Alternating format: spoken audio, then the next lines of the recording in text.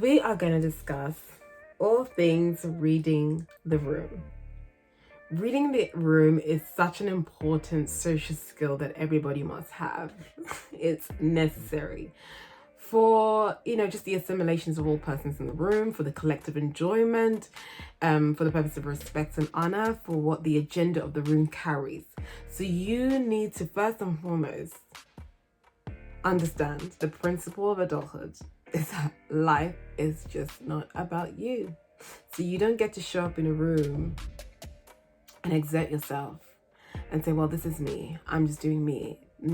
Yes, we love that you're embracing yourself, that you own who you are. That's beautiful. But in so doing, you have to have respect for the collective in a room.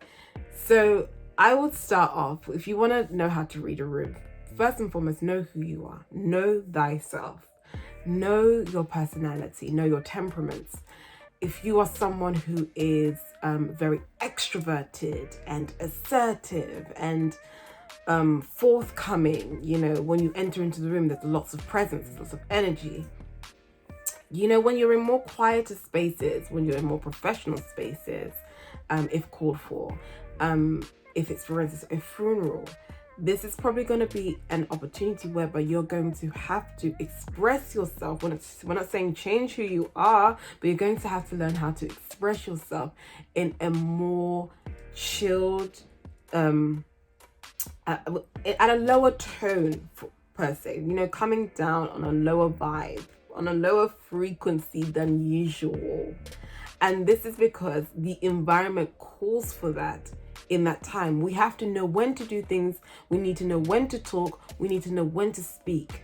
And so knowing yourself is very important because you have a natural inclination to certain things. All of us do. We have a natural inclination to shrink in a room, to be very loud in a room. Just certain personalities have different things. So knowing yourself is helpful because you know your default, and then you know how to fine tune that default accordingly. Then I would say it is very, very important to observe the room.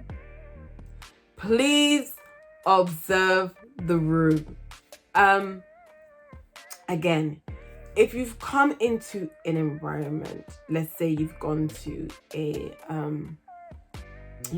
event, an incident has happened, and it has caused people at this particular event to become a little bit somber, to become a little bit sad, and you've just walked into the space, for instance. When you walk in to a room, look carefully. What are people talking about? What are people saying? What are you hearing? It's not the moment you enter in, hey! No, before you come on your hey flex, let's take the time. Observe, quickly scan. What's the vibe? What are people saying? What are people's expressions? How are people interacting with each other? These are important things to do before you start to exert your presence, your expression in that particular room. So for instance, if it's an online room, online rooms are a little bit more difficult because they're so fast paced. But for instance, in the time of the Black, where we were discussing, and Instagram was literally going ham with Black Lives Matter after George Floyd, someone not observing the room, or just someone who's ignorant and rude, will now post all lives matter. Everybody understands that all lives matter, but there is an agenda in this particular room right now.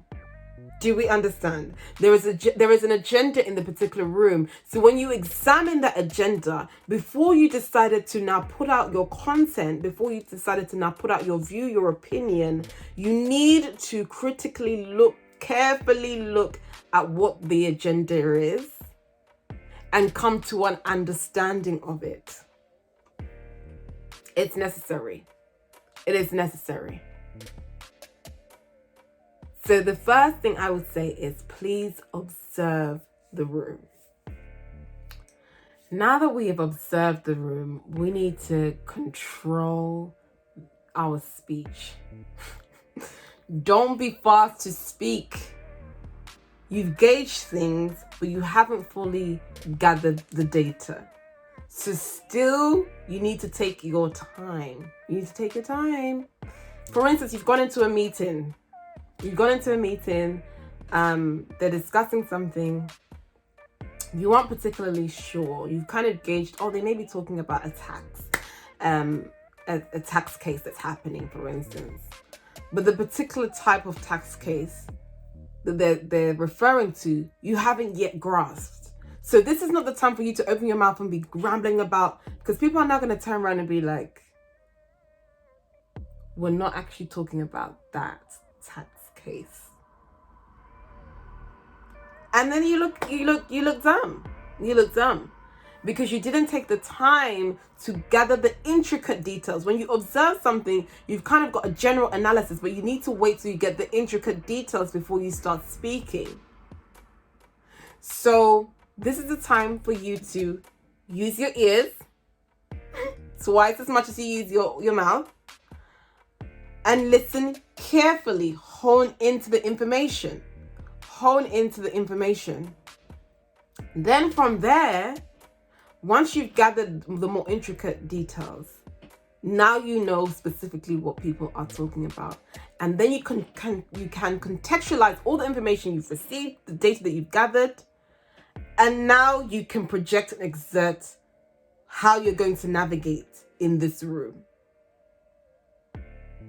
Let's take it to a party context, right? Everybody is vibing. Okay, we're vibing.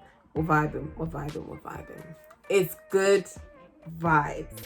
You've read that it's good vibes. People are talking about, oh my gosh, the tracks that are being played, they're happy with it. People are talking about the food is a vibe. People who've been there earlier just seem to be bouncing off each other. The energies are radiating. It just seems to be like, you can see that there's people are enjoying themselves, right? You've examined by their facial expressions, the way people are communicating with each other, they're interacting, people are in their groups, some people are merging.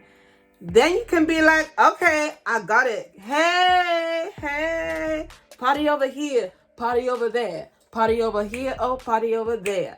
Okay, because you have now gathered, you've listened into some conversations a bit, you've had you've seen how people are interacting. So you've been able to read the room effectively for you to now come to match an energy. Another thing with reading the room is that just because a room has a certain energy doesn't mean that you have to subscribe to that energy. For instance, if people are having a conversation which is quite toxic, you can first do your observation. Secondly, you can, as you said, you're taking the time to really listen in, like really gather, is what I'm hearing. Okay, so you're listening effectively, reflective listening, really taking time to listen to the conversation. You can see here that people are having a little bit of a toxic conversation, a lot of gossiping going on here. Now, from my analysis, I'm able to contextualize what is happening here. I personally do not want to engage. If it's toxic, if it's gossiping, I don't want to engage.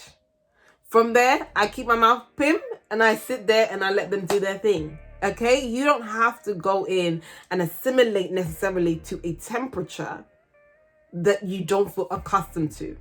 No. But what I'm saying, be aware of where the temperature is. Just be aware.